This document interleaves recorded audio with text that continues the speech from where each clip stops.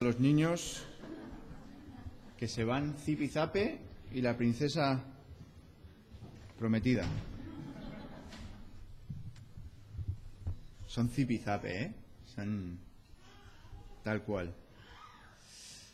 En cuanto a la cantata, si podéis empezar a orar también, estamos ya en negociación con el Centro Cívico La Taxonera para hacer la cantata allí el sábado, día 14, ¿vale? Así que ya nos han dicho sus horarios, parece que están libres y nos pueden dejar el sitio con un piano ya. Así que eso sería una gran bendición si pudiéramos hacerlo. Más que nada, pues quizás las personas se sienten más cómodas yendo al centro cívico que viniendo aquí. Yo lo entiendo, ¿no? Entrar aquí pues es como un poco la iglesia y allí pues no. El mensaje es el mismo, así que el lugar... Seguimos el ejemplo de nuestro amado hermano Pablo, yendo a Atenas, así que vamos a ir. Si nos abren la puerta podemos ir, ¿vale? Así que ves orando que el Señor nos abra las puertas, que podamos hacerlo, que todo pues pueda ir bien, ¿vale? Y que pues puedan venir gente del barrio a escuchar la cantata, que ese es el propósito final de hacer las cantatas. O sea, sí, está muy bien practicar y ensayar y la música es bonita, pero el propósito final es poder dar el mensaje a las personas que lo necesitan. ¿Cuántas veces como padre has dicho a tus hijos, te vas a hacer daño? Y el hijo te escucha, pero no te hace caso. ¿Y qué es lo que pasa? Si eres un padre como yo, te sientas y el niño se cae. ¿Y qué hace? El niño llora, ¿no? Y tú dices, ¿cuáles son tus palabras? Te lo dije, ¿verdad? Te lo dije. Quizás vosotros vais a decir, es un mal padre. Bueno, me gusta que mis hijos aprendan. Y muchas veces la experiencia es mucho mejor, ¿no? Que ellos sepan que está caliente, sí, pero ¿sabes un niño que ha tocado una estufa? No la vuelve a tocar. No estoy diciendo que los niños deben tocar estufas, ¿eh? No lo estoy diciendo eso. Ahora, no has profetizado, ¿verdad? Aunque sí que has visto en el futuro, no has profetizado. Pero si viniera alguien y te dijera, sé la combinación de ahora no me acuerdo cómo se llama, del gordo o del niño. Sí, siempre voy pensando del niño gordo, pero no es eso. Es del gordo y del niño, o del niño y del gordo. De la lotería de Navidad. Sé la combinación que va a ganar. ¿Y tú qué dirías? Anda ya, ¿no? Sería nuestra primera reacción. Anda ya. Eso es imposible de que tú lo sepas porque están en esos bombos y están toda la mañana allí haciendo... ¿Sabes? Pones la radio y es lo único que escuchas en todas las emisoras y es imposible que lo sepas. Pues tú imagínate que lo sabes, pero no compras ningún número porque no te fías. Y resulta que es verdad. Y viene esa persona al día siguiente y te dice, te lo dije. Pero no te preocupes porque sé el del niño también. Y entonces te fiarías, ¿no? Porque ha podido conseguir saber cuál era el número de la Navidad, pues al siguiente también lo sabría. Sería inusual, ¿verdad? Sería muy raro, sería muy extraño. Entonces tendríamos las preguntas, ¿cómo lo sabes? ¿Cómo lo sabías? ¿Cómo pudiste averiguar qué número iba a salir en la lotería? Y estaríamos con las ansias de saber cómo esta persona sabía el número, ¿sí o no? Vaya, yo estaría preocupado, porque si esta persona sabe el número de la lotería, quizás sabe otras cosas. Es como alguien que te dice, sé lo que te va a pasar mañana. Yo también, porque voy a ir a trabajar, voy a volver a casa, voy a comer... Pero no sé exactamente... eso ya no me fío, ¿eh? ¿Tú sí? Yo diría que no. Nos adentramos hoy en el capítulo 8 de Daniel. Y es un capítulo que es increíble. Pero es increíble por todo, pero por todo, porque nos enseña tanto acerca de Dios, de quién es Dios, de cómo sabe todas las cosas y lo planifica todo. Hasta el detalle más pequeño se lo dice a Daniel. Pero esta historia se la da a Daniel de antemano. Y lo que pasa con estas cosas es que tenemos que entrever como si fuera con una pequeña, ¿cómo se llama? Estas telas que puedes ver un poco. No es una gasa, ¿no? Un velo, pero un velo transparente, ¿vale? Un velo que lo ves, pero no está exactamente, completamente definido. Pues aquí, en este capítulo, vamos a ver cosas que es casi como si hubieran quitado el velo completamente, porque son tan claras, son tan evidentes, y gracias a Dios que también tenemos una revelación dentro del mismo capítulo que nos explica, no hace falta que supongamos demasiado tampoco. Pero hay algunas cosas que son notables antes de comenzar, por eso queremos dedicar este tiempo al Señor y que Él lo bendiga. Señor y Padre Celestial, te damos muchísimas gracias por este día, te damos muchas gracias porque podemos estar hoy aquí, podemos juntarnos, un grupo de tus hijos, y Padre, quiero pedirte que tú nos bendigas ahora al escudriñar este capítulo de Daniel, ayúdanos a entenderlo, y Padre, y poder aceptarlo y que nos ayude en nuestra vida diaria, Señor. Te pido todo esto en el nombre del Señor Jesús. Amén. Bien, pues antes de adentrarnos en el capítulo tenemos que darnos cuenta de un par de cositas. Y es que, ¿os acordáis, al principio de todo, hace 18 mensajes ya, cuál era, hasta dónde era que Daniel escribía en arameo? ¿Alguien se acuerda? ¿Cómo? Desde el capítulo 2, versículo 4, muy bien, hasta el 7, 28, muy bien. ¿Y eso qué quiere decir? Que la sección que vamos a empezar ahora está escrita en griego, no, en hebreo, muy bien, muchas gracias, en hebreo, ¿vale? Ahora, ¿el por qué?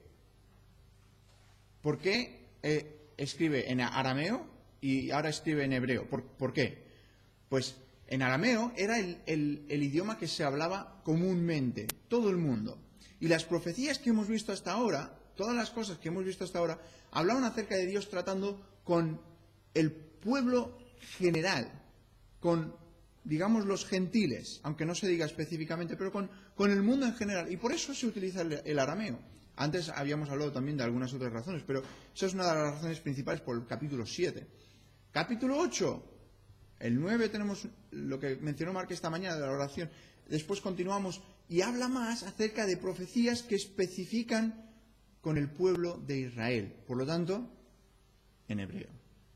¿Sí? Ahora, al llegar a este capítulo 8, todavía seguimos hablando de las naciones gentiles, pero cambia para hablar acerca de su influencia, su efecto sobre el pueblo de Israel. Bien, comenzamos aquí. Primer versículo. En el año 3 del reinado del rey Belsasar me apareció una visión a mí, Daniel, después de aquella que me había aparecido antes. Esto nos pone la puesta en escena. ¿Cuál es la puesta en escena? Pues ocurre en el 3er año del reinado de Belsasar, o sea, en el 551 aproximadamente, 12 años antes de la caída de Babilonia, ¿vale?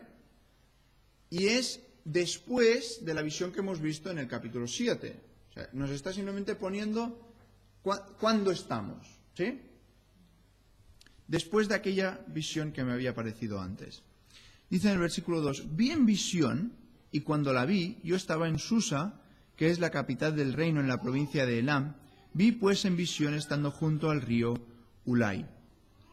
Pues Daniel no solamente nos dice cuándo, sino que en esta visión también nos dice dónde estaba.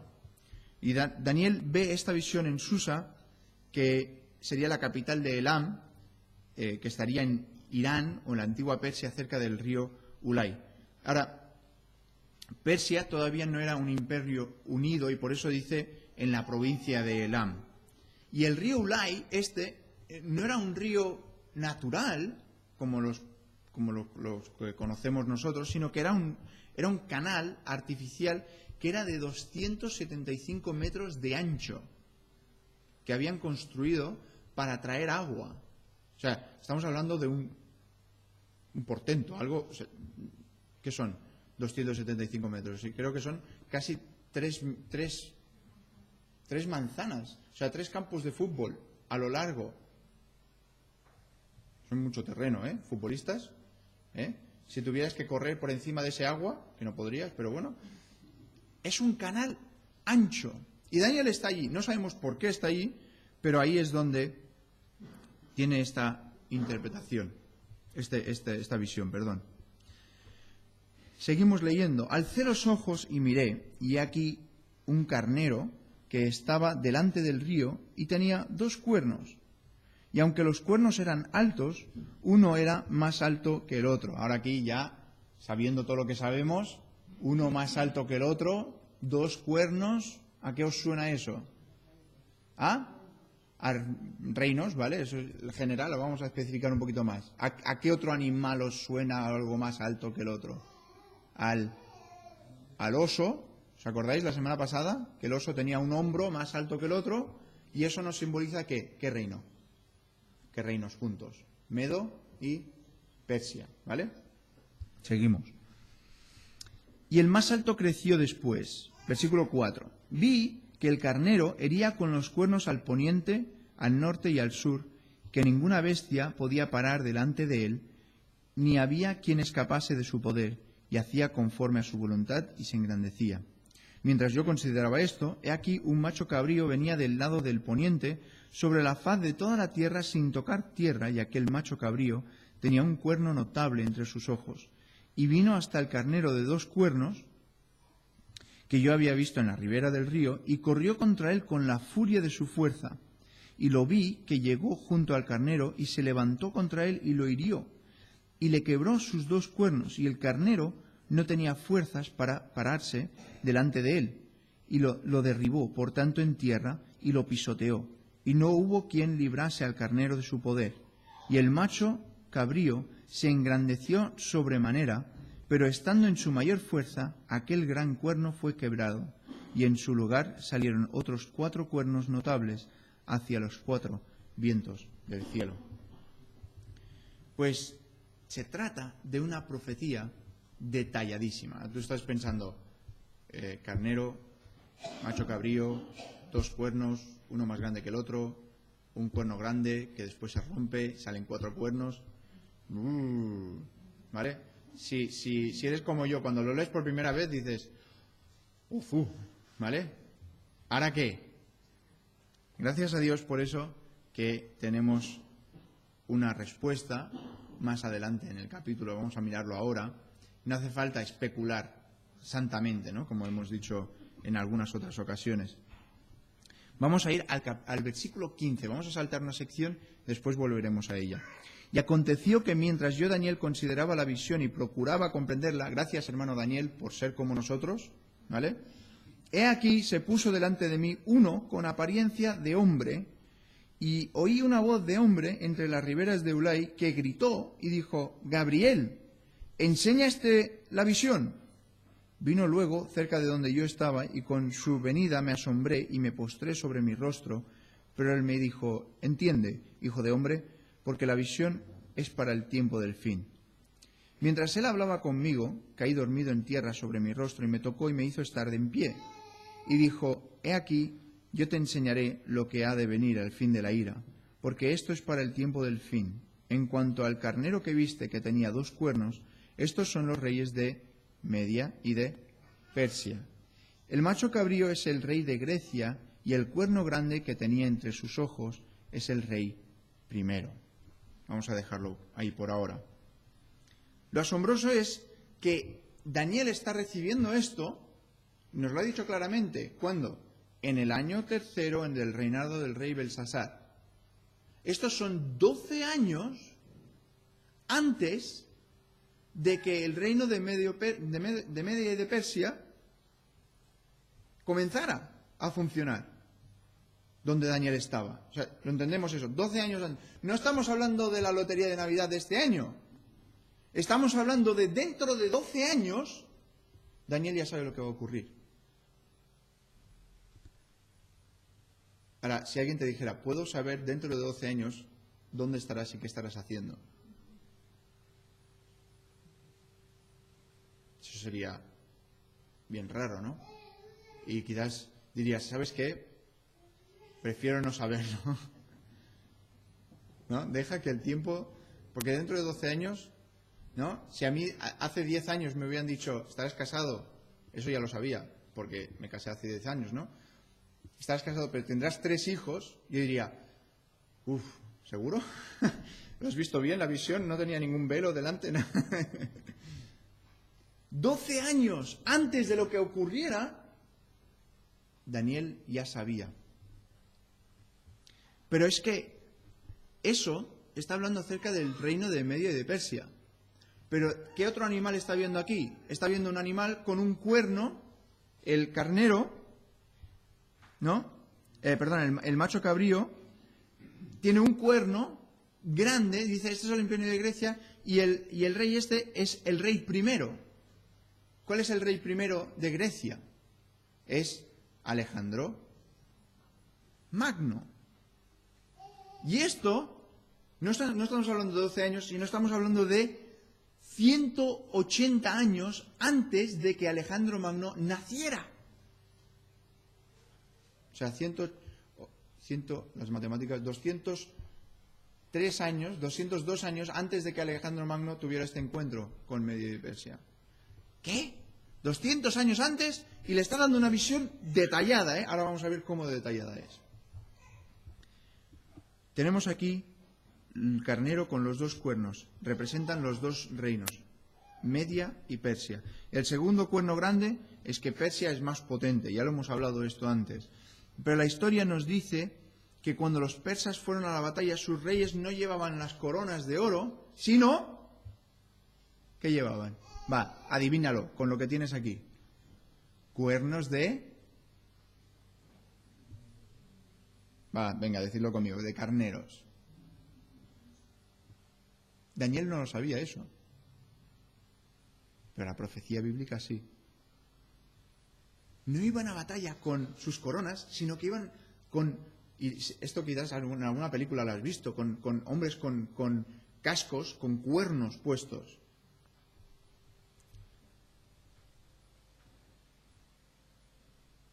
Pero también en sus monedas, en las monedas del imperio, tenían estos carneros con cuernos. Mira el versículo 4, volvemos para atrás. Vi que el carnero hería con los cuernos al poniente, al norte y al sur. Rápidamente lo hemos leído ese versículo, ¿verdad? Rápidamente nos hemos saltado al poniente, al norte y al sur. Pero es que, si estudias la historia del imperio persa, ¿sabes qué? ¿Sabes cómo conquistaron? Dilo conmigo, va. Al poniente, al norte y al sur. ¿Qué quiere decir al poniente? Estás aquí. Es hacia al oeste, ¿vale? Donde se pone el sol. El poniente es el oeste, ¿vale? Conquistaron hacia el oeste, hacia el norte y hacia el sur. Tú dices, claro, porque es que la profecía de Daniel estaba ya escrita y los persas lo leyeron y dijeron, vale, para cumplir la profecía vamos a ir primero hacia el oeste, después hacia el norte. No, Dios ya lo sabía y lo pudo registrar antes de que ocurriera. Y esto es detalle, ¿eh? Esto es detalle, porque ¿quién sabía cómo iban a ir los movimientos de un ejército? Dios. Porque los generales ni siquiera sabían que iban a atacar.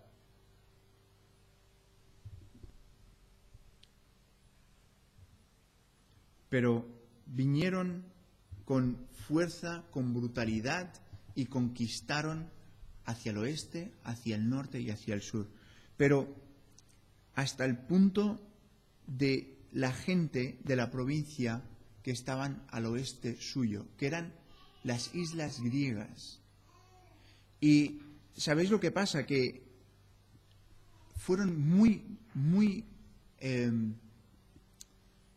no sé si existe la palabra brutales, fueron muy agresivos, muy brutos cuando conquistaban los de Media y de Persia. De hecho, se dice que los asirios eran los más brutos de todos, ¿vale? Y cuando digo brutos, quiero decir sin piedad, sin misericordia. Pero Persia también era un país que no perdonaba. Y especialmente cuando llegaron a Grecia, fueron muy, muy agresivos. Y Grecia nunca les perdonó.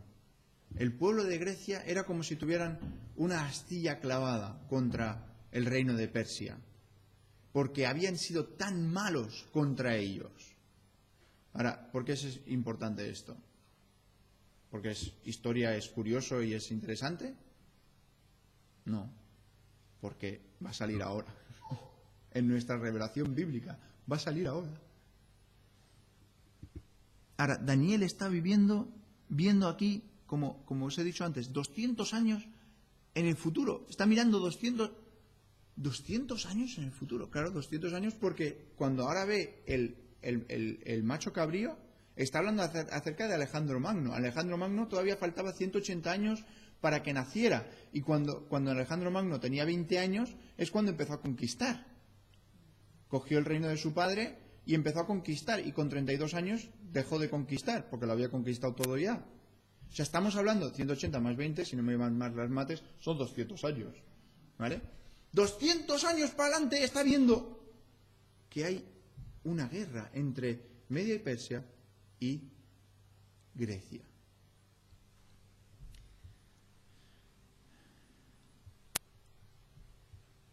Pero la cuestión es que Alejandro Magno coge un ejército, ¿que sabéis cuántos? ¿Sabéis cuántos tenía el ejército de Alejandro Magno cuando empezó a conquistar? Tenía solamente porque ahora vais a ver en comparación, solamente 35.000 hombres. No son muchos. O sea, son muchos hombres. Si tuvieras una iglesia de 35.000, ¿sabes? Serían muchos. Pero para aquellos entonces, un ejército de 35... Pero es que piensa que se está enfrentando al ejército persa, que son 2,5 millones. ¿Vale? Por eso he dicho solo. Pero es que se está enfrentando con uno de los ejércitos más potentes y más bien preparados de la historia. Pero en 3 batallas rompe ese poder de Persia. En la primera de ellas en el 334, después en el 333 y finalmente en octubre del 331.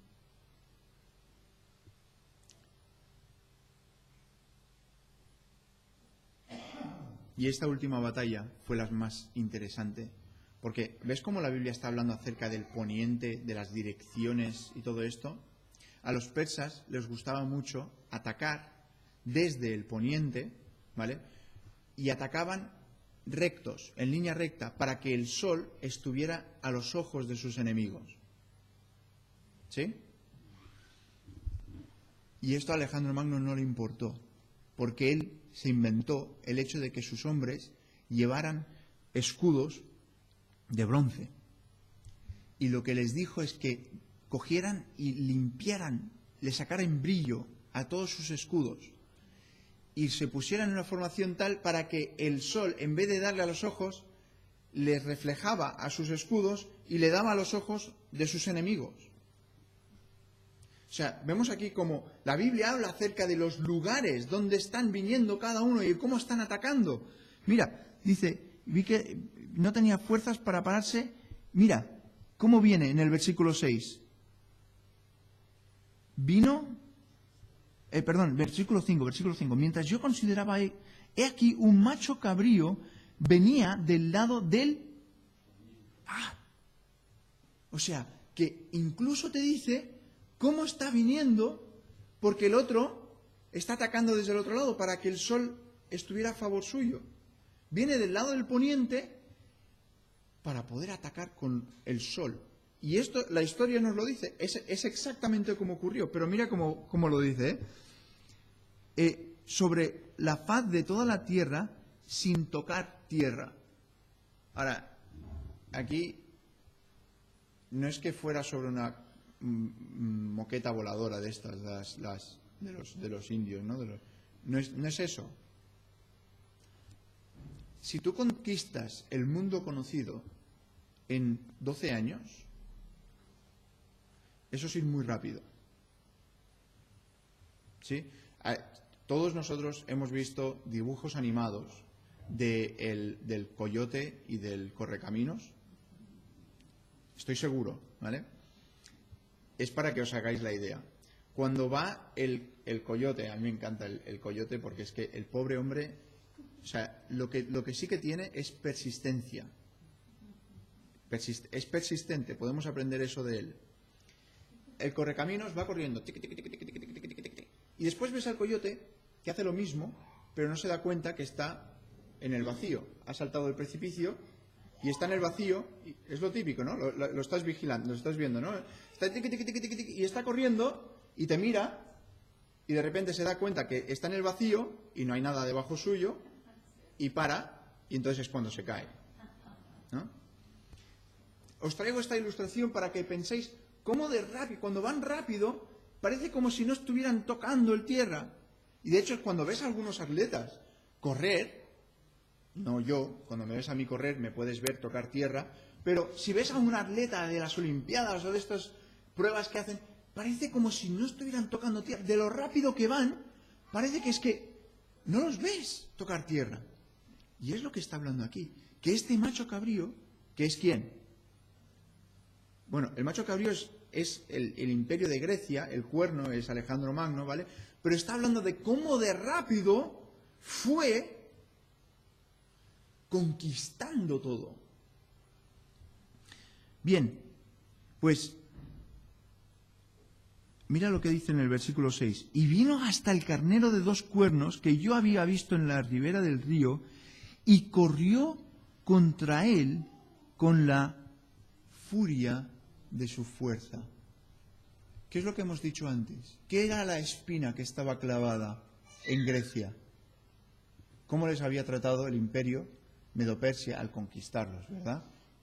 Y ahora les toca a ellos. Y van contra ellos, no diciendo, os vamos a conquistar, pero no, van con furia. Van enfadados. Van con las ganas de la revancha. Está en la Biblia, pero si miras en la historia, es exactamente como ocurrió. Ahora, Alejandro Magno decían que iba conquistando tan rápido y con tanto portento que cuando llegaba a una ciudad, muchas veces ya estaban las puertas de la ciudad abiertas. Pues decían, ¿sabes qué? Ya ni siquiera vamos a hacer guerra contra ti, porque sabemos que nos vas a ganar. Y le tenían ya preparado el banquete de victoria en la ciudad, porque ya lo veían como inútil. Así que a los 32 años de edad no había más reinos para conquistar. Y él se discute, Alejandro Magno se discute con sus generales. Él lo que quiere es guerra, es ganar más. Y dice, no sé si es historia, leyenda, pero bueno, vamos a cogerlo. Dice que el hecho de que no hay nadie más para combatir lo deprime y se emborracha y pasa una noche fría afuera en el frío, en la lluvia, y coge una neumonía. Muere a los 32 años en un palacio aislado en Babilonia. Qué triste, ¿no? Después de una vida corta, pero fuerte, ¿no? O sea, a los 32 años, lo que tengo yo ahora mismo, haber conquistado todos los reinos que se conocieran. Dice que el gran cuerno, en el versículo 8, fue quebrado. ¿Cómo lo dice? Mirad. Y el macho cabrío se engrandeció sobremanera Pero estando en su fuerza mayor, ¿qué dice? Aquel gran cuerno fue quebrado, y en su lugar salieron otros 4 cuernos notables hacia los 4 vientos del cielo. Los 4 cuernos, ¿quiénes son? ¿Con quién se había discutido Alejandro Magno? Con sus generales. ¿Cuántos generales tenía Alejandro Magno? Va, decídmelo, va. 4. Ahora, no me lo estoy inventando, ¿vale? O sea, esto es historia. Si tú quieres coger un libro de historia y tienes tu Biblia y puedes hacer exactamente lo que he hecho yo y puedes comprobarlo.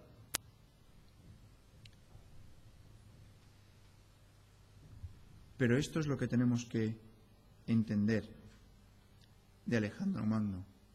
La razón por la que él era poderoso no era porque él era un superhombre o tenía autorización de sus dioses paganos que pudiera tener, eran falsos, sino porque era una vasija, porque era algo útil en las manos de Dios, del Dios Todopoderoso. Tú dices, ¿cómo? ¿Alejandro Magno era un vaso para Dios? ¿Algo que Dios quería usar? Sí, porque Dios, lo oímos muchas veces, pone reyes y quita reyes. ¿Por qué? Porque es su propósito, es porque Él lo quiere hacer. Alejandro helenizó el mundo mediterráneo. ¿Qué es helenizar? ¿Alguien lo sabe? Aparte de Raquel, que ya sabe. Helenizar. ¿Qué es helenizar? ¿No es poner helenas en todas partes? ¿Qué es helenizar? Es de los griegos. Es traer la cultura, el idioma, las costumbres griegas y hacerlas que sean útiles o que la gente las utilice, que se hagan costumbres en el lugar donde estén.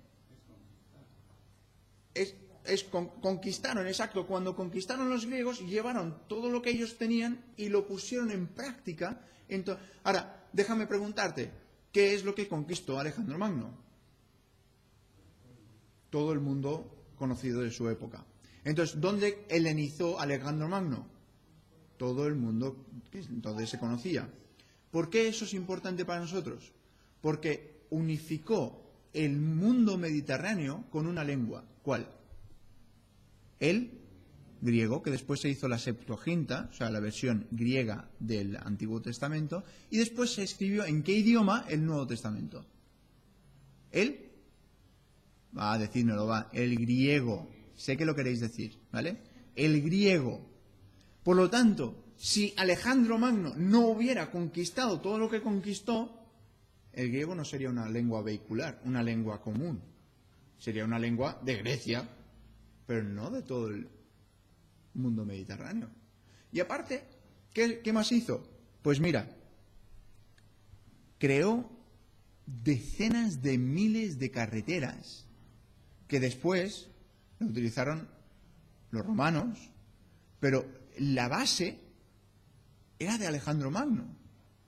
Él puso a la gente que él había conquistado, vale, vamos a hacer una carretera de aquí y vamos a hacer que todo esté unido. Y eso ayudarían en la difusión del Evangelio. Pero el versículo 8 nos dice que ese cuerno se rompió y que el imperio griego se divide en 4 cuernos, en 4 secciones, los 4 generales que hemos visto: Ptolomeo, Casandro, Lisímaco y Séleuco. Y esto lo vemos aquí directamente. O sea, es como decir, vale, ¿qué es lo que es correcto? ¿La historia o la Biblia? No, es que están tan compenetrados en este capítulo. ¿Y esto qué te dice de Dios? ¿Qué te dice de Dios? Que lo sabe. Que sabe lo que está ocurriendo. Que sabe exactamente dónde vamos. Que sabe exactamente qué es lo que nos ha pasado, por qué estamos aquí y lo que nos espera. Lo sabe. Quizás no te lo ha dicho. Quizás te gustaría, Dios, dame una revelación de dónde estaremos dentro de 200 años. Ahora, no lo sé, ¿vale? Pero si eres como Daniel, y Daniel aquí tiene unos 69 años, ¿vale? Si eres como Daniel, ¿sabes cómo se queda Daniel después de esta visión? ¿Tú quieres saberlo o no? Mira el último versículo. Y yo, Daniel, quedé quebrantado y estuve enfermo algunos días.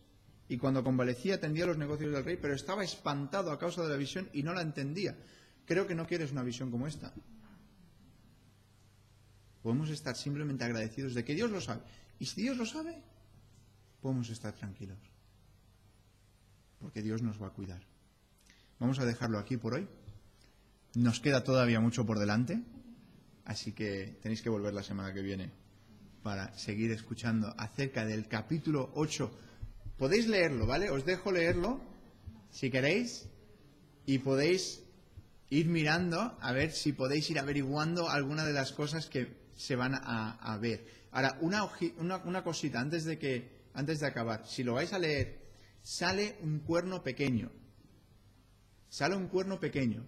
La semana pasada hablamos acerca de un cuerno pequeño que es el anticristo. ¿Sí? En este capítulo, este cuerno pequeño, cuando está hablando de este cuerno pequeño, no está hablando específicamente del anticristo, aunque sí que es una imagen o una visión futura del anticristo. Pero en lo que estamos hablando históricamente, no lo es. ¿Vale? Lo veremos más la semana que viene, pero simplemente por si lo vas a leer, que no vayas pensando, ¿y qué hace el anticristo aquí si estamos hablando de cerca de Grecia y de Persia? ¿Por qué está este pequeño cuerno aquí? Solamente esa breve nota, ¿vale? Vamos a orar y acabamos este tiempo. Señor y Padre Celestial, te damos muchísimas gracias por tu palabra. Te damos gracias porque ella es verdad y en ella encontramos la verdad. Quiero darte gracias, Padre, porque tú lo sabes todo. Tú sabes nuestro camino, sabes nuestro futuro. Y en ti podemos estar descansados. Cuando vienen las cosas buenas en nuestra vida, pero también cuando vienen las cosas malas. Padre, nos damos cuenta de que en esta visión tú le estabas enseñando a Daniel cosas malas que iban a ocurrir. Pero te damos gracias, Padre, que incluso en esos momentos podemos estar confiados de que tú eres Dios y tú quieres lo mejor para nosotros y estás en control de todas las cosas. Y aunque es asombroso para nosotros, tú lo sabes de antemano. Queremos pedirte, Padre, que nos ayudes a confiar en ti, a descansar en ti, a tenerte como nuestro refugio. Te pido todo esto en el nombre del Señor Jesús. Amén.